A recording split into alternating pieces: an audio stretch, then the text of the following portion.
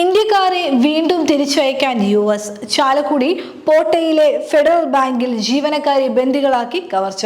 നമസ്കാരം, ഈ മണിക്കൂറിലെ ഏറ്റവും പ്രധാനപ്പെട്ട 10 വാർത്തകളുമായി ജനയുഗ ഓൺലൈൻ മോജ് ന്യൂസിലേക്ക് സ്വാഗതം.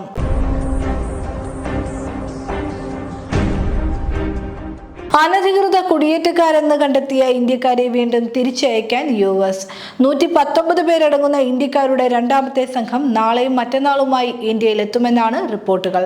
2 വിമാനങ്ങളിലായി ഇവരെ അമൃത്സറിൽ എത്തിക്കുമെന്നാണ് വിവരം. പഞ്ചാബിൽ നിന്നുള്ള 67 പേരാണ് പുതിയ സംഘത്തിൽ ഉൾപ്പെട്ടിരിക്കുന്നത്. ഹരിയാനയിൽ നിന്ന് 33 പേരും ഗുജറാത്തിൽ നിന്ന് 8 പേരുമുണ്ട്. ഉത്തർപ്രദേശ്, രാജസ്ഥാൻ, മഹാരാഷ്ട്ര, ജമ്മു കശ്മീർ, ഹിമാചൽ പ്രദേശ് സംസ്ഥാനങ്ങളിൽ നിന്നുള്ളവരാണ് മറ്റുള്ളവർ.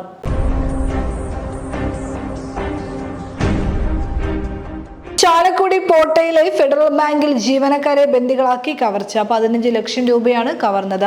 മുഖംമൂടി ധരിച്ചെത്തിയ ആളാണ് മോഷണം നടത്തിയത്. കൗണ്ടറിലെത്തിയ ആക്രമി ജീവനക്കാരെ കത്തികാട്ടി ഭീഷണിപ്പെടുത്തി ഗ്ലാസ് തല്ലി തകർത്ത ശേഷം പണം കവരുകയായിരുന്നു. ബൈക്കിലെത്തിയ ആക്രമി തൃശൂർ ഭാഗത്തേക്കാണ് പോയിട്ടുള്ളതെന്ന് പോലീസ് വ്യക്തമാക്കി.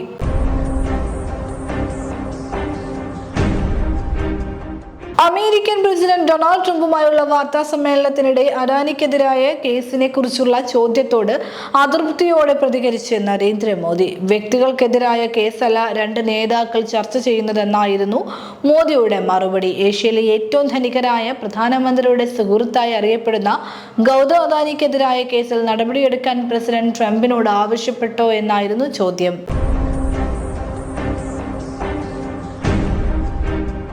പാലക്കാട് പോത്തുണ്ടി കൊലപാതക കേസിൽ പ്രതി ചെന്താമരയ്ക്കെതിരെ മൊഴി നൽകിയവർ മൊഴി മാറ്റിയതായി വിവരം.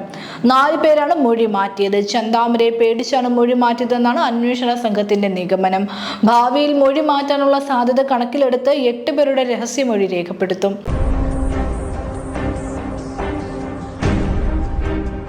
കോട്ടയത്തെ സർക്കാർ നഴ്സിംഗ് കോളേജ് ഹോസ്റ്റലിൽ ജൂനിയർ വിദ്യാർത്ഥിയെ ക്രൂരമായി റാഗ് ചെയ്ത സംഭവത്തിൽ ഇടപെട്ട ദേശീയ മനുഷ്യാവകാശ കമ്മീഷൻ.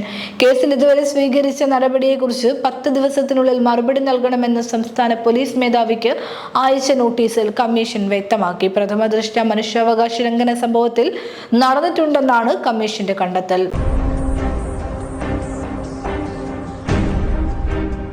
ബ്രോൺകൈറ്റിസിനുള്ള വൈദ്യപരിശോധനകൾക്കും തുടർ ചികിത്സകൾക്കുമായി ഫ്രാൻസിസ് മാർപ്പാപ്പയെ റോമിലെ ജെമെല്ലി പോളിക്ലിനിക്കിൽ പ്രവേശിപ്പിച്ചു. കഴിഞ്ഞ കുറച്ചു ദിവസങ്ങളായി ശ്വാസമുട്ടൽ അനുഭവിച്ചിരുന്നു. ചെറുപ്പത്തിൽ ശ്വാസകോശത്തിന്റെ ഒരു ഭാഗം നീക്കം ചെയ്തതിനെ തുടർന്ന് ആവർത്തിച്ചുള്ള ബ്രോൺകൈറ്റിസ് പോലുള്ള ആരോഗ്യ പ്രശ്നങ്ങൾ പോപ്പിന് വളരെ കാലമായി നേരിടേണ്ടി വന്നിട്ടുണ്ട്.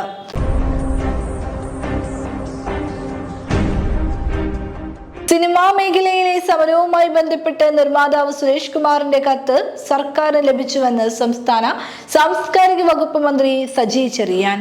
3 വിഷയങ്ങൾ ഉന്നയിച്ചാണ് കത്ത് നൽകിയിരിക്കുന്നത്. കത്തിലെ വിഷയങ്ങൾ പരിശോധിക്കാൻ സെക്രട്ടറിയെ ഏൽപ്പിച്ചിട്ടുണ്ടെന്നും മന്ത്രി പറഞ്ഞു.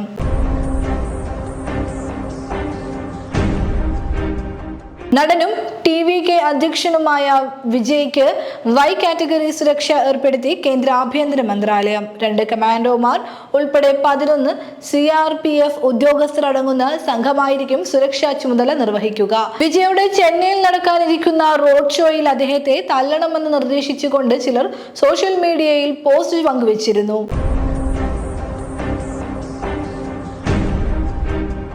പാലിവില തട്ടിപ്പ് കേസുമായി ബന്ധപ്പെട്ട് പ്രതി അനന്തകൃഷ്ണന്റെ ഉടമസ്ഥതയിലുള്ള കടവന്ത്രയിലെ സ്ഥാപനത്തിൽ പരിശോധന നടത്തി. ക്രൈംബ്രാഞ്ച് സംഘമാണ് പരിശോധന നടത്തിയത്. സാമ്പത്തിക ഇടപാടുമായി ബന്ധപ്പെട്ട് കൂടുതൽ വിശദാംശങ്ങൾ ശേഖരിക്കുകയാണ് പരിശോധനയുടെ ലക്ഷ്യം.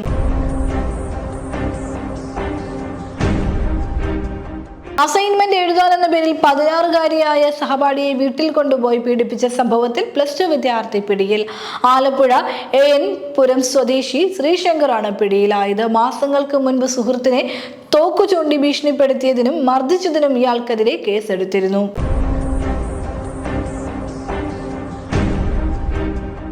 ജനയുഗ ഓൺലൈൻ മോജ് ന്യൂസിലൂടെ വീണ്ടും കാണാം. കൂടുതൽ വാർത്തകൾക്കും വീഡിയോകൾക്കുമായി ജനയുഗത്തിന്റെ വെബ്സൈറ്റ്, YouTube ചാനൽ സന്ദർശിക്കുക.